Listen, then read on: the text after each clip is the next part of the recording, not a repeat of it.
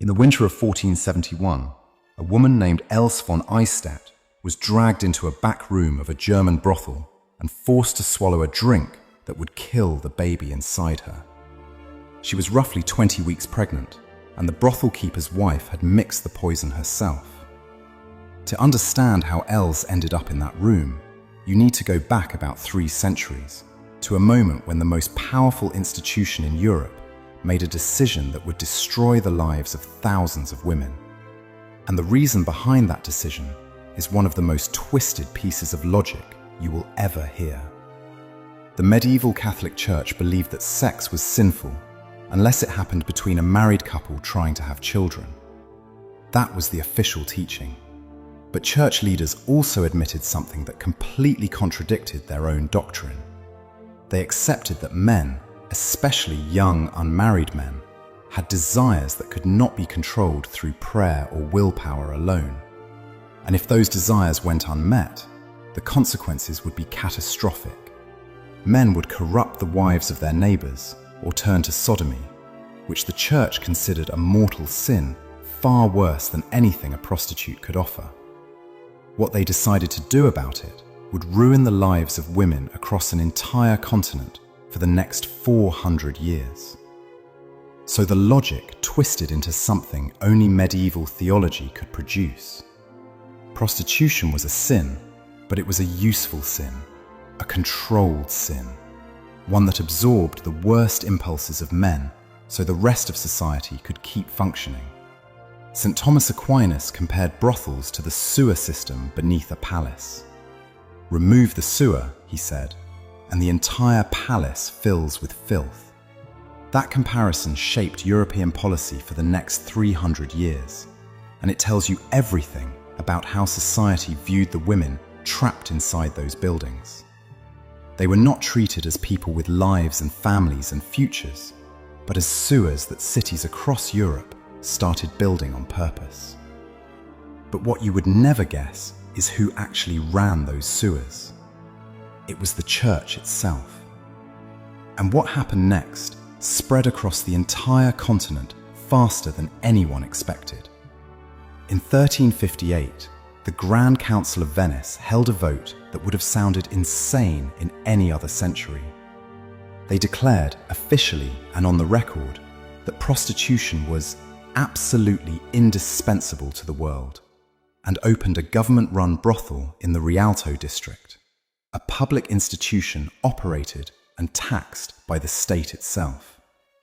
The moment Venice did it, other cities watched their tax revenue climb and wanted the same thing. France built licensed houses where women paid weekly fees just for the right to work without being arrested. German-speaking towns followed within decades, turning brothels into civic institutions managed with the same cold efficiency as the tax office. But none of those cities could match what was happening across the English Channel, and what the English built in one small district south of London would become the most organized system of sexual exploitation in the entire medieval world. The district was called Southwark, a stretch of muddy ground on the south bank of the Thames, just outside the official boundaries of London. Criminals gathered there, lepers were sent there, and by the 12th century, hundreds of women were selling sex inside buildings that locals called the stews. What made Southwark different was who held the keys to those buildings, and that answer would change how you see the entire medieval church. In 1161, King Henry II signed a set of laws giving the Bishop of Winchester direct authority over these brothels. The ordinances spelled out 39 rules governing everything from what the women could wear to how much the brothel keeper could charge for a bed. At the peak of the system, as many as 18 licensed brothels operated along Bankside, with roughly 1,000 women working inside them at any given time. People called them Winchester geese, named after the bishop who collected a cut of their labour, and the money went straight into church accounts. Many of the churches built across London during this period were financed by taxing and licensing those very women. Think about that for a second. The same institution that called these women sinners was using their earnings to build houses of God. And the hypocrisy ran even deeper than the money, because the rules that govern these women's daily lives reveal exactly whose comfort the system was designed to protect. Clients would cross the Thames by boat from a landing called Stew Lane on the city side, specifically to avoid being seen walking over London Bridge. The stews closed on Sundays and holy days, which created a scene so absurd that it would be funny if it were not real. On Sunday mornings, the Bishop of Winchester would stand in a church financed by brothel taxes and preach against the sin of lust to a congregation that included the very women he had licensed to commit it 6 days a week. Keepers could not hold a woman against her will. Married women and nuns were banned from working there. On the surface, it all sounds reasonable. But the moment you look at what the rules actually required, the illusion falls apart completely. Women had to spend the entire night with any customer who paid the full overnight rate, which meant hours of exposure to violence and disease, with no right to refuse once the money changed hands. They were banned from taking lovers of their own choosing, and if a woman was caught in a relationship with someone she actually cared about, someone she chose freely, she faced fines, prison, a session on the cucking stool where she would be dunked into raw sewage, or permanent banishment from Southwark. They could not sell food or drink, which made them entirely dependent on the brothel keeper for every meal. Keepers were supposed to charge fair prices, but most of them inflated costs until the women owed more than they could ever repay. It was debt bondage wearing the mask of employment, and the punishments for breaking any rule fell almost entirely on the women, while the keepers walked away with fines they could easily afford. What happened outside those walls was designed to make absolutely sure these women could never escape their past. And the system that branded them was operating across every major city in Europe at the same time. Every major European city forced prostitutes to wear specific clothing so ordinary citizens could identify them on sight. London passed a law in 1382 requiring them to wear striped hoods and banning them from the fur-lined hoods that respectable women used. Bristol ordered the same. Florence required women in the trade to wear gloves, bells woven into their hair, and high-heeled slippers. Strasbourg demanded a sugarloaf hat. Venice forced a yellow scarf around the neck. Zurich required a red cap, and Milan ordered a black cloak. Every single one of those rules existed for the same reason, and it had nothing to do with public safety. They were a brand. The moment you wore that striped hood or yellow scarf, the entire city knew your history, and that history followed you even if you left the trade entirely. If you tried to wear something above your station, any ordinary citizen had the legal right to rip the clothing off your body right there on the street. And nobody would stop them because the law gave them that power over you. That is exactly why so few women ever escaped the system. But what was happening inside those brothel walls was worse than anything the clothing laws could inflict. And the testimony that finally exposed the truth came from the most unlikely source anyone could have predicted. Most women who ended up in medieval brothels came from the countryside, young, usually poor, with no way to support themselves in cities where women could not own property, join most trade guilds, or earn a living wage. For many, the brothel was not a choice, but the only door that opened when every other one stayed shut. Their daily routine was controlled entirely by the city and the brothel keeper. Mornings were spent bathing and preparing for clients. The sexual services they could offer were regulated by law, and anything beyond the missionary position was officially prohibited. In theory, only unmarried men were allowed to visit, but married men, clergymen, and even nobility walked through those doors regularly. Some historians have claimed that Emperor Sigismund and his entourage visited municipal brothels on their way to the Council of Constance in 1414. The rules applied only to the women, while the men did whatever they wanted. And for decades, nobody outside those walls heard a single word about what was happening inside them.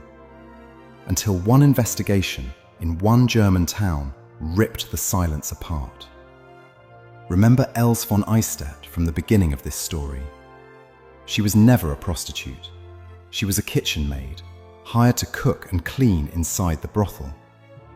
But the man who ran the place, a keeper named Lienhard Freiermuth, and his partner Barbara Taschenfeindin, forced her into selling sex anyway.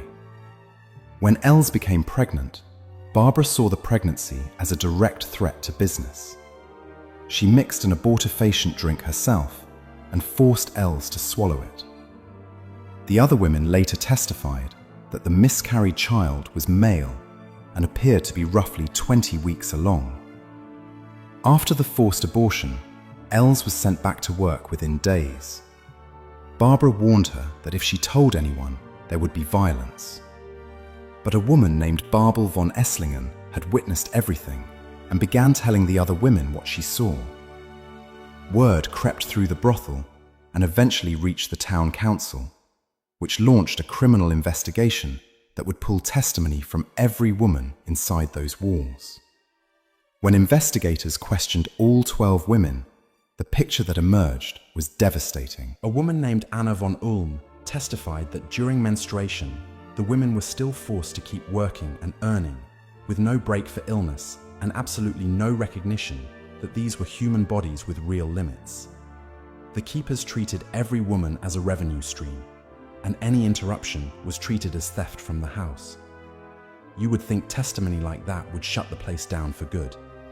The investigation ended with Lienhard and Barbara being expelled from the town. Barbara was branded on the forehead, a permanent scar marking what she had done. But the brothel itself stayed open. The city brought in new keepers because the revenue was too valuable to lose over the abuse of a few women. Within a few decades, a man named Bartholomew Seckler was running the place, and the council was investigating him for the exact same kind of abuse. New keepers walked in, made the same promises, and committed the same crimes because the structure rewarded exploitation. The city wanted tax revenue, the keepers wanted profit, and the women had no legal standing to challenge either one. Every time an abuser was removed, another replaced him, because the incentives never changed. The women were the only constant in the cycle, trapped inside a system that punished them for the behavior of the people who controlled them, while the people who controlled them faced nothing worse than a fine and a warning. The Nordlingen case matters for one extraordinary reason. It is one of the only moments in the entire medieval period where we actually hear the voices of the women who lived this life. The historian Ruth Marzo-Karras has pointed out that while the concept of whoredom was used to control women at every level of society, the actual voices of the women themselves are almost completely absent from the record. Nordlingen is the rare and brutal exception. Say a woman in one of those brothels decided she wanted out. The church said there was a way, and it sounded almost generous. She could follow the example of Mary Magdalene, the reformed prostitute from medieval sermons, by entering a place called a Magdalene house. These institutions trained former sex workers in spinning and weaving, and after roughly 2 years of supervised penance, a woman was considered clean enough to re-enter society. That was the promise. But the first wall hit immediately. She could not marry without a dowry, and saving that dowry while the keeper was charging inflated prices for food, rent, and laundry was virtually impossible. Every week she worked was another week the debt grew, and every week the debt grew was another week she could not leave. Even charitable organizations like the St. Nicholas Societies in Italy collected donations to fund dowries for poor women, which tells you that everybody understood the trap and yet allowed it to continue because it was too profitable to dismantle.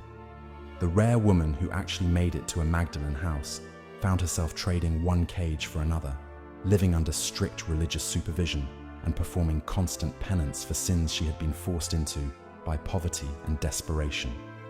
The door that was supposed to lead back to normal life opened into a room that looked exactly like the one she had just escaped. Throughout all of this, the violence surrounding the trade never stopped and never faced any kind of real punishment. In London, a 9-year-old girl named Agnes Turner was lured into the home of a woman called Agnes Smith, who barred the door while a clerk named Robert attacked the child. Agnes Turner screamed loud enough for passers-by to break in, and the punishment for Agnes Smith was 3 days in a public pillory called the Thew. 3 days for what she did to a child. In 1385, an apprentice embroideress named Joan told authorities that her mistress, Elizabeth Morring, had been forcing Joan and other young apprentices to sleep with friars, chaplains, and paying clients. Some keepers sold their own daughters into the trade. The exploitation cut through entire families and across generations, and the law did almost nothing to stop any of it. The Oxford Coroner's Roll from 1299 recorded the murder of a woman named Marjorie de Hereford. In Southwark, the Clink prison was built specifically to handle the constant violence inside and around the stews. In Coventry, any single woman renting a room alone could be arrested on suspicion of prostitution, which meant even women with no connection to the trade could be swept into the system. A petition to Parliament in 1436 complained that women were being ravished near the spreading brothels. And yet none of that violence produced a single change in how the system treated these women. The same church that licensed the brothels, collected the taxes, and built its own churches with the earnings refused to give these women a Christian burial. In an era where your eternal soul depended on being buried in consecrated ground with the proper rites, this was not merely an insult, but a spiritual death sentence stacked on top of a physical one. In Suffolk, the Winchester geese who died were carried to a patch of unconsecrated ground at a site called Crossbones on Red Cross Way near London Bridge. They were buried without ceremony, without blessing, and without a single marker over the dirt, while nobody was willing to publicly mourn them. If a woman managed to leave the trade before she died and return to her home parish, she could receive a proper burial, but that required getting out first, and the entire system was built to make sure almost nobody did. The phrase "bitten by a Winchester goose" became slang for catching a venereal disease, and that is how the public chose to remember these women.